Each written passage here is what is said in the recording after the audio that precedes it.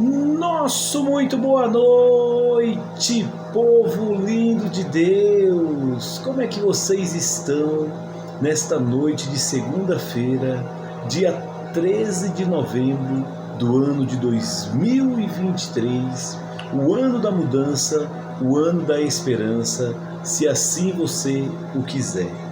Meus irmãos, que Deus possa te abençoar grandemente nesta noite, te guardando, te livrando, te protegendo de todo o mal, em nome de Jesus.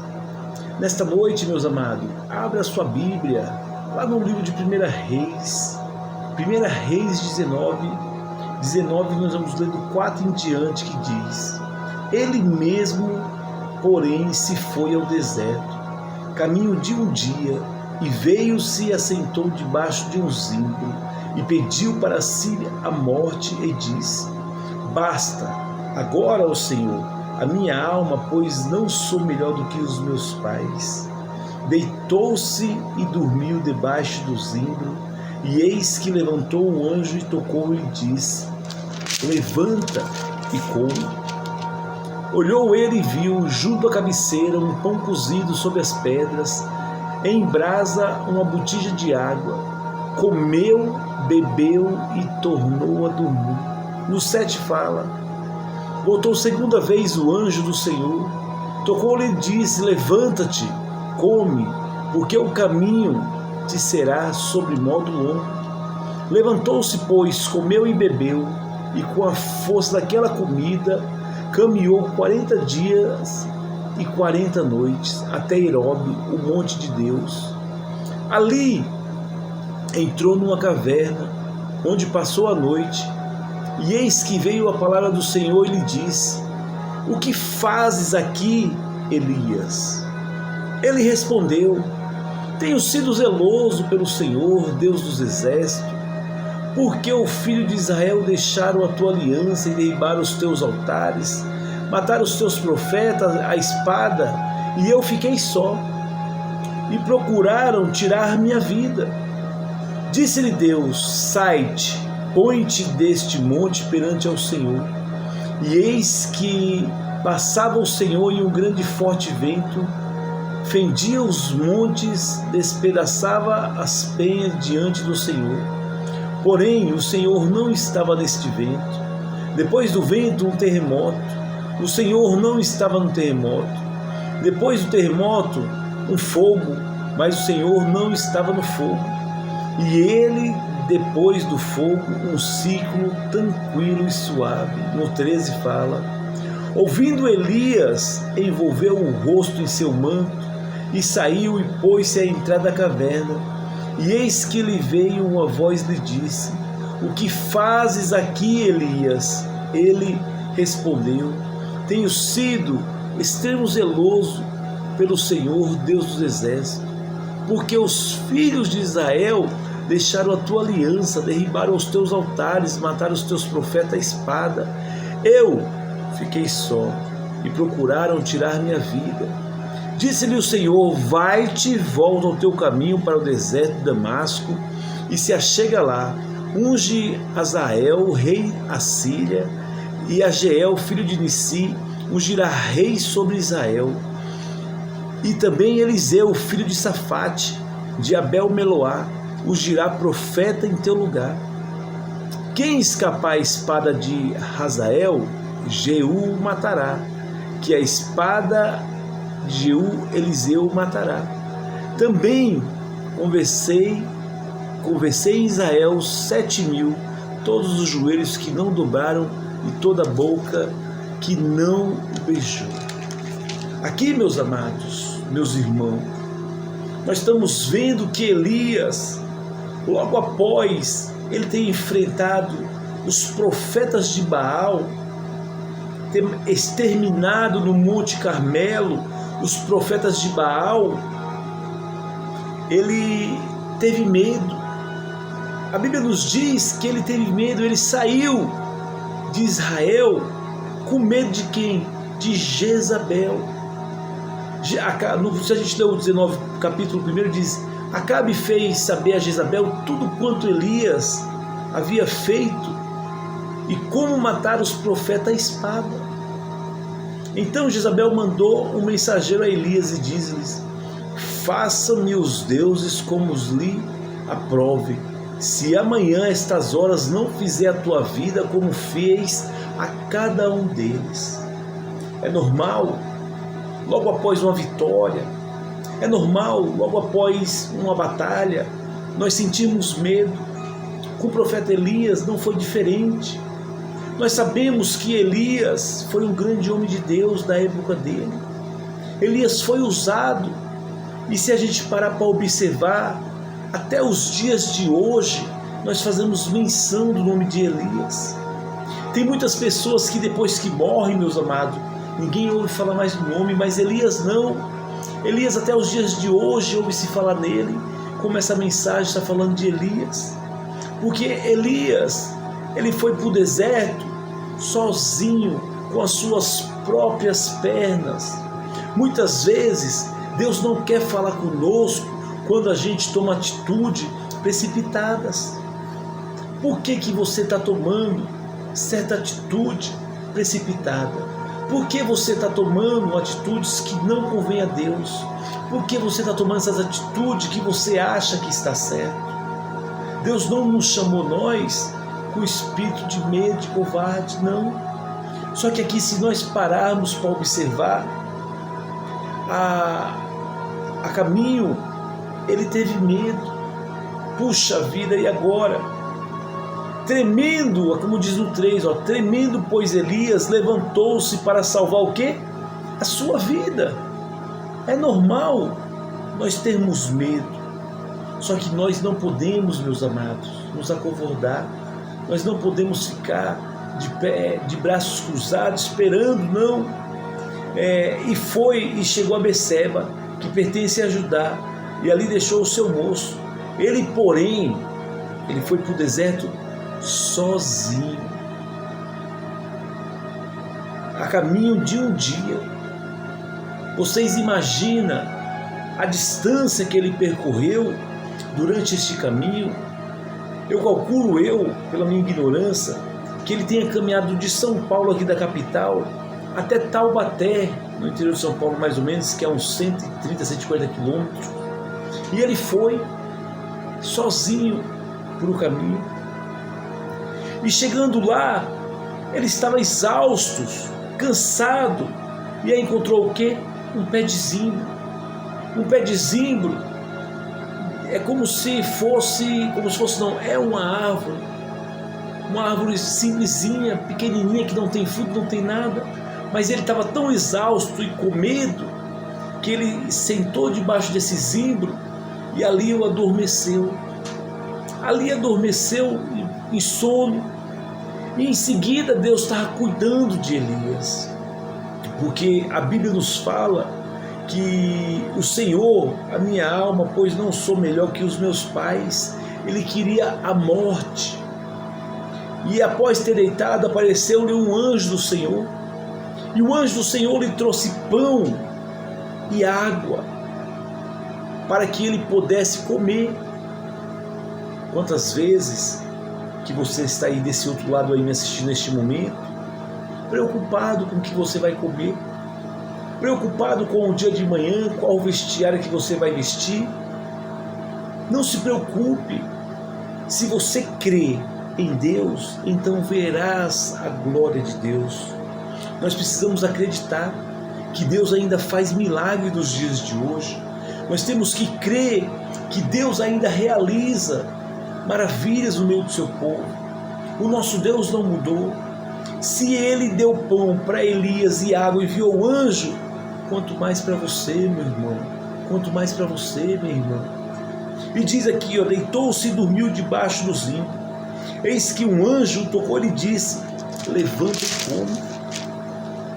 E olhou, ele viu junto à cabeceira pão cozido sobre a pedra em brasas e uma botija de água.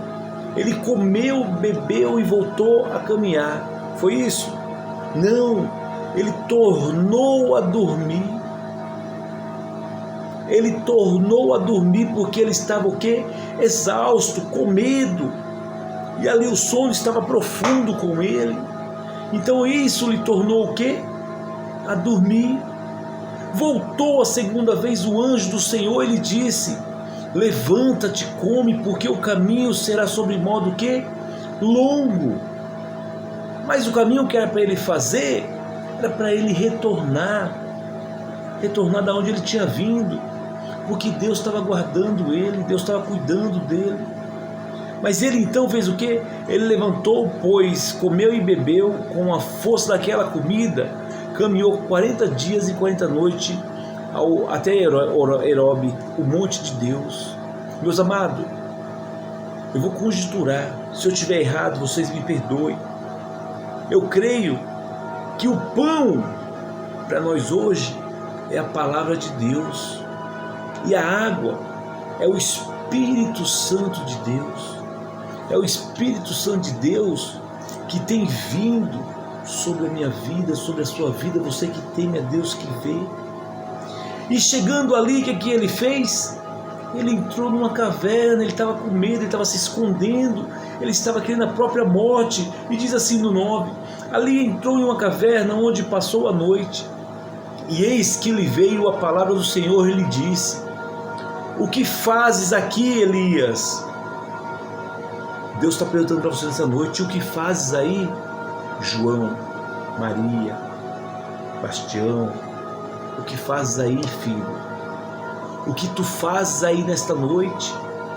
O que você está fazendo aí deste jeito, se prostrado numa caverna, deitado nessa cama, nesse quarto escuro?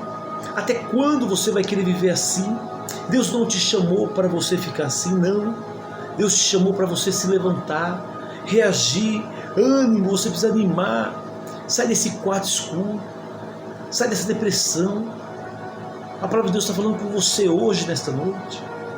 E diz mais: ele, porém, respondeu: tenho sido zeloso, Senhor, Deus do exército, porque os filhos de Israel deixaram a tua aliança, derribaram os teus altares e mataram os teus profetas à espada, e eu fiquei só. Procuram tirar minha vida. Ele estava com medo por causa de uma ameaça de quem? De Jezabel, ou a mulher que era má, queria a cabeça, como pegou a cabeça de João Batista, queria matar a própria vida de quem? De João Batista, de Elias. E ele teve medo, porque os filhos de Israel também o quê? Já não estavam mais servindo a Deus como antes. Meu amado, você que me ouve desse lado, temos que servir a Deus de todo o nosso coração. Temos que servir a Deus de toda a nossa vontade. Faça o que você tiver que fazer para Deus por amor. Faça o que você tiver que fazer para Deus com vontade e interesse do seu coração. E disse-lhe Deus: sai-te, põe no monte perante ao Senhor. Eis que passava o Senhor. Aí passou um grande vento, e Deus viu ali, ele viu que era Deus. Passou um grande terremoto, ele viu que era Deus. Ouvindo Elias, envolveu-se o teu rosto no seu manto, no 13, tá? Saindo, pois-te à entrada da caverna, e eis que veio uma voz e lhe disse: o que fazes aqui, Elias? Ele respondeu: tenho sido zeloso pelo Senhor, Deus dos exércitos, porque os filhos de Israel, quantas vezes, meus irmãos, que nós ficamos preocupados com os nossos irmãozinhos ao nosso redor, temos que esquecer o irmãozinho ao nosso redor, nós não temos que se preocupar com o irmãozinho que está à nossa volta, não. Sabe por quê? Porque Deus escolheu, foi você. Deus chamou, foi você, não foi o irmãozinho ao seu redor. Por que você está preocupado com o irmãozinho? Faça você. Não se precipite. Não tome atitude sem você consultar Deus. Deus quer falar contigo. Deus quer falar com você. Dê ouvidos para Deus. E disse o Senhor: vai e volta ao teu caminho para o deserto de Damasco, e chega lá, unge. Você vê que maravilha. Deus pediu para ele sair da onde? Da caverna. Sabe por quê? Porque Deus não fala com covarde. Deus não chama quem não tem coragem, não. Se você está nessa vida que você está vivendo agora, está recuado aí no seu quarto escuro, com depressão, é porque você não saiu para fora. Sai para fora porque Deus quer falar contigo. Sai para fora porque Deus quer ouvir você falar para Ele. E a partir do momento que ele saiu da caverna, Deus falou com ele, ó, vai e unge ao rei da Síria, unge ao rei de Israel e unge o profeta para ficar no teu lugar. Você não pode se acovardar com o que Deus te chamou para você fazer, meu irmão. Não. Precisamos tomar atitude. Precisamos acordar para a vida. Que Deus possa te abençoar grandemente nesta noite, te guardando, te protegendo. E a mensagem que fica para mim e para você nesta noite é a seguinte: o que você está fazendo aqui? E fale seu nome para você mesmo. O que você está fazendo aqui? Que Deus o abençoe grandemente em nome de Jesus. E depois disso tudo, meus irmãos, ele partiu e foi para a missão. Deus não falou com ele enquanto ele estava onde? Na caverna. Não. Deus quer falar com você do lado de fora. Sai para fora. Sai desse quarto escuro, dessa caverna escura. Soberano Deus eterno, Deus de amor, meu Pai. Neste momento, Senhor, nós queremos te louvar, meu Pai, por mais essa oportunidade que o Senhor aqui nos deu. Nós sabemos, meu Pai, que caverna não é para os corajosos, não. Caverna é para aquele que está com medo, aquele que está com medo de um grande terremoto, aquele que está com medo da decepção, aquele que está com a depressão, Pai. Esse se entra numa caverna, Pai, para se esconder do problema, achando que a caverna vai ser a solução, não. E o Senhor não chama nenhum de nós para entrar em caverna, não, pelo contrário. O Senhor nos chama para fora, porque o Senhor quer falar com cada um de nós, é do lado de fora da caverna, é do lado de fora desse problema. Oh, meu Deus, nos perdoa, meu Pai. Nos ajuda por tão falha que nós somos, Pai. Que nesta noite, meu Deus, o Senhor possa nos fortalecer. Nos dê este alimento, meu Pai, este pão e esta água, Pai. Como o Senhor deu a Elias, Pai, ali no passado, Pai. Longe de nós, Pai, sermos igual a Elias, não passamos nem perto, não nos perdoa. Mas nos dê este pão e esta água, Pai, para que nós possamos fechar mais um ciclo este ano, meu Pai. Nos guarda a nossa vida, nos protege, nos ajuda. Nós queremos ouvir a Tua voz, meu Pai. Nós te agradecemos por este momento. Em nome do Pai, do Filho e do Espírito Santo. E você que crê, meu irmão, diga amém. Amém? Um beijo no coração, que Deus abençoe, saúde e paz. Fique todos na paz do Senhor Jesus. Que a graça, a comunhão do Espírito Santo não esteja somente hoje, mas para todos sempre. E você que crê, diga amém. Se Deus é por nós, quem será contra nós? Agindo Deus, quem impedirá? Meus irmãos, nunca maltrate alguém quando você estiver subindo, porque um dia poderá encontrar quando estiver descendo. Deus abençoe, uma ótima semana abençoada com boas notícias, em nome de Jesus. Deus abençoe.